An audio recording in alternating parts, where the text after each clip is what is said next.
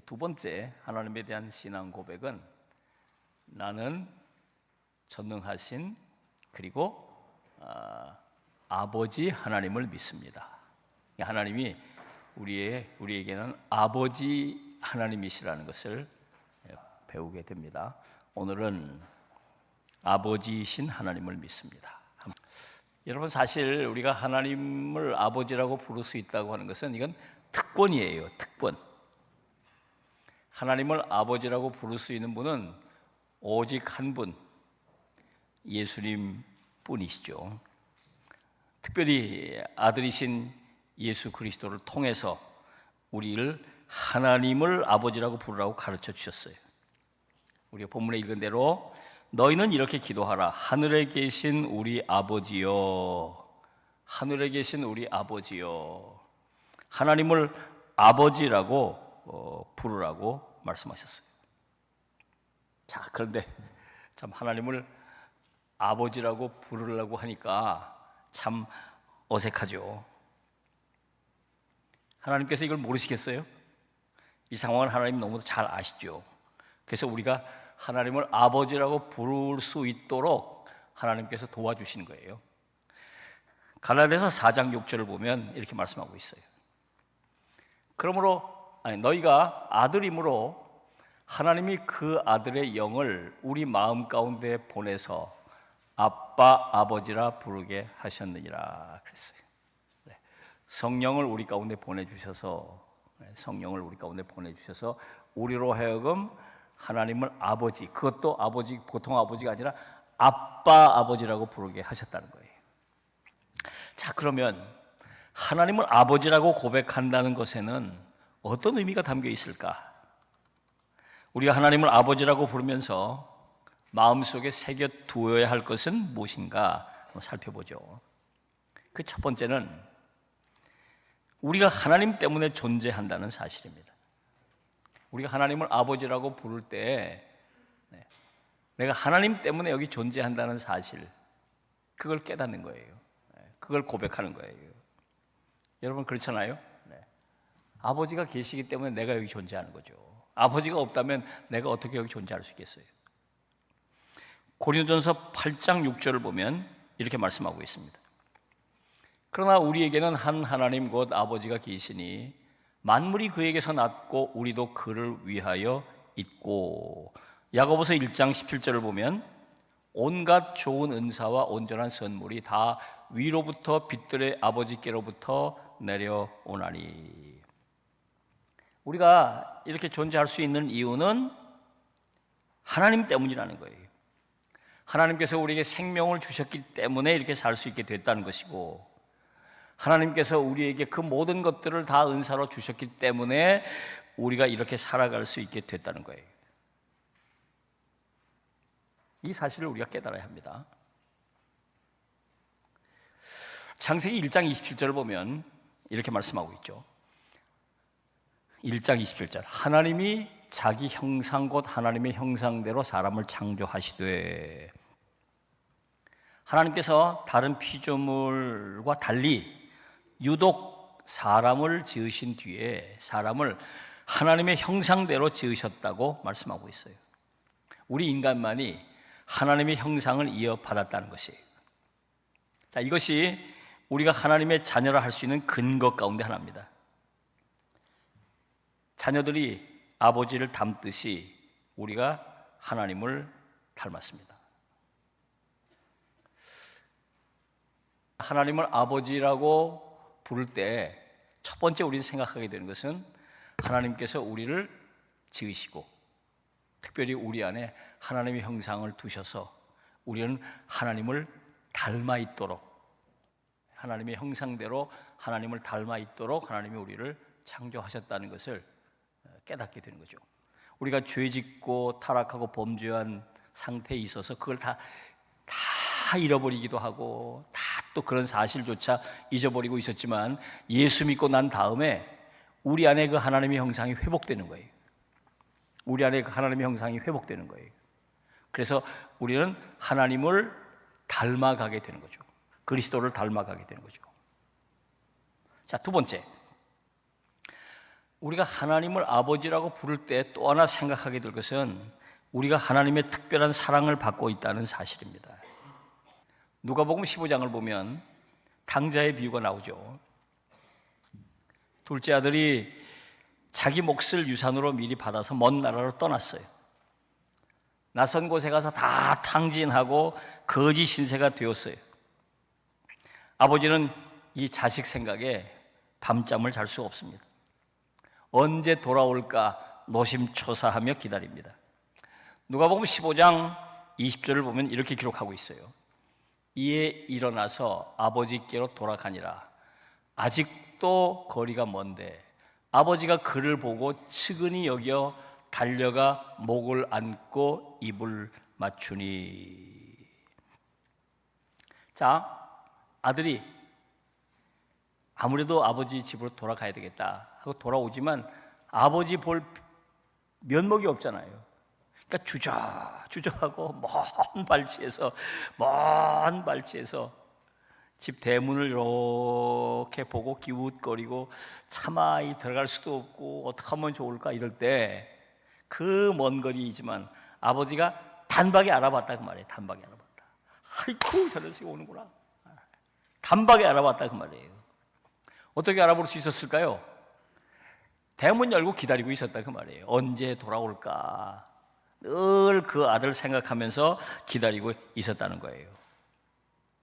아들이 주저하고 아들이 피할까 봐 그냥 버선발로 달려가는 거예요. 막 달려가서 먼저 아버지가 그 아들을 껴안고 목에다가 막 입을 맞추고 목을 안고 껴안고 막 입을 맞추고 막 잘 왔다고 막 아버지가. 그러니까 예수님께서 이 비유를 통해서 아버지의 사랑을 잘 보여주고 계신 것이죠. 아들은 아버지의 품을 떠났다가 아버지의 뜻을 어기고 방탕한 생활을 했어요. 아버지의 마음을 아프게 했고 아버지를 실망시켜드리고, 그렇지만 아버지는 그 아들을 불쌍히 여겼죠. 불쌍히 기다리고 또 기다리고, 그러다가 그 아들을 용서하고 용납하고 또 돌아온 것 그 자체를 기뻐했다는 말이에요. 정말 기뻐했다는 거죠. 자, 이 비유에서 주목할 것이 있어요. 아버지 품으로 돌아온 둘째 아들을 이 소위 탕자가 집에 돌아온 뒤에 비로소 아버지의 사랑을 깊이 체험하게 됐다는 것입니다. 아버지가 원래부터 아들을 사랑했지만 아들은 그걸 잘 모르고 있다가 아버지 품을 떠나서 세상에서 고생했죠. 요즘 젊은이들 말로 개고생을 한 거지. 고생을 하고 돌아오고 나서야 비로소 아버지의 사랑을 깨닫게 되는 거죠. 누가복음 11장 11절로 13절을 보면 주님께서 이렇게 말씀하셨어요. 너희 중에 아버지 된 자로서 누가 아들이 생선을 달라 하는데 생선 대신 뱀을 주며 알을 달라 하는데 전갈을 주겠느냐? 너희가 악할지라도 좋은 것을 자식에게 줄 줄 알거든 하물며 너희 하늘 아버지께서 구하는 자에게 성령을 주시지 않겠느냐? 하나님께서 자녀된 우리를 사랑하시기 때문에 우리가 구하는 것을 주신다 그 말이에요. 그것도 가장 좋은 것으로 주신다는 거예요. 나아가서 성령까지 주신다는 거예요. 성령까지 주신 것은. 여러분, 성령을 주신다는 것은 아주 특별한 사람들에게만 주시는 것인데 우리가 구하면 주신다는 거예요. 그 이유는 한 가지죠. 우리를 사랑하시기 때문에. 우리가 하나님의 아들이고 하나님의 딸이기 때문에. 우리가 이제 하나님을 제대로 아버지라고 부르려고 할 때 우리는 하나님을 아버지로 공경해야 한다. 아버지를 공경한다고 할 때 구체적으로 그럼 어떻게 해야 될까요? 가장 중요한 것은 아버지 말씀에 순종하는 것이죠. 에베소 6장 1절을 보면 이렇게 말씀하고 있습니다. 자녀들아 주 안에서 너희 부모에게 순종하라. 이것이 옳으니라. 순종하라. 아버지의 말씀에 순종하라. 골로새서 3장 20절을 보면 이렇게 말씀하고 있죠. 자녀들아 모든 일에 부모에게 순종하라. 이는 주 안에서 기쁘게 하는 것이라 그랬어요.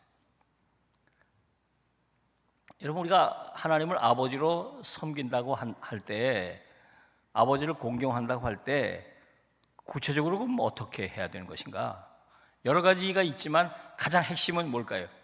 순종하는 거예요. 아버지의 말씀에 순종하는 거예요. 하나님의 말씀을 귀담아 듣고 그 말씀을 가슴에 새기고 그 말씀대로 사는 거예요. 이게 하나님을 아버지로 대해드리는 겁니다.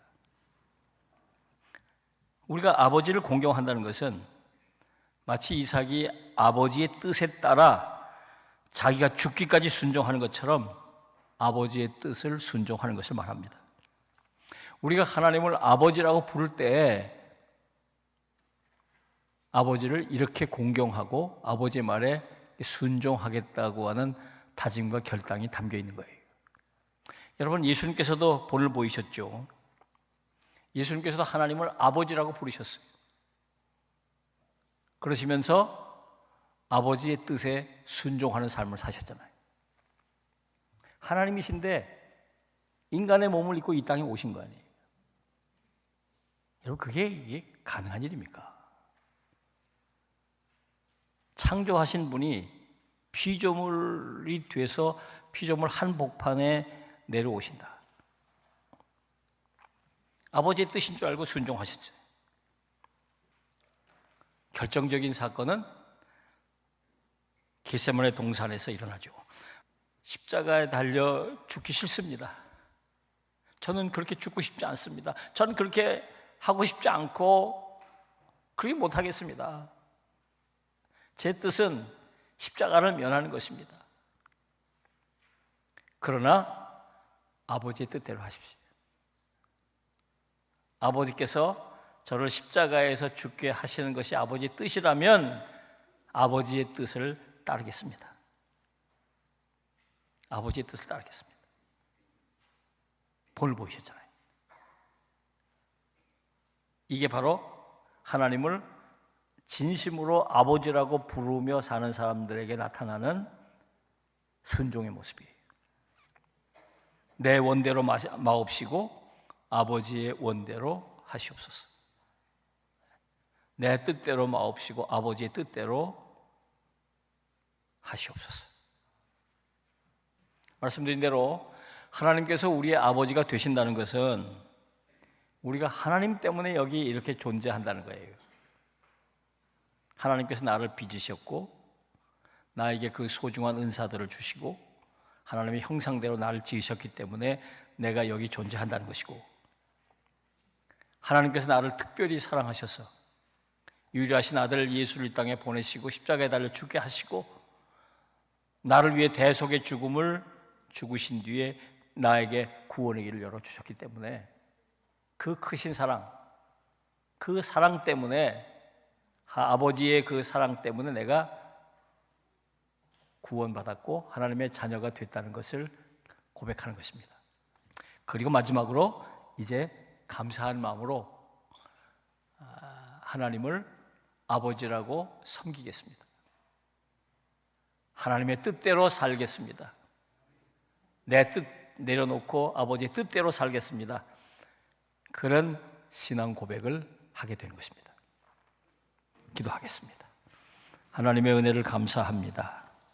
오늘 주님이 가르쳐 주신 대로 하나님께서 저희들의 아버지이심을 깨닫게 됐습니다.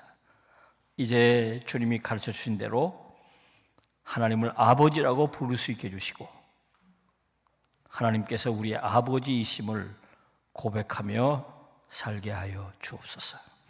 예수님의 이름으로 기도하옵나이다. 아멘.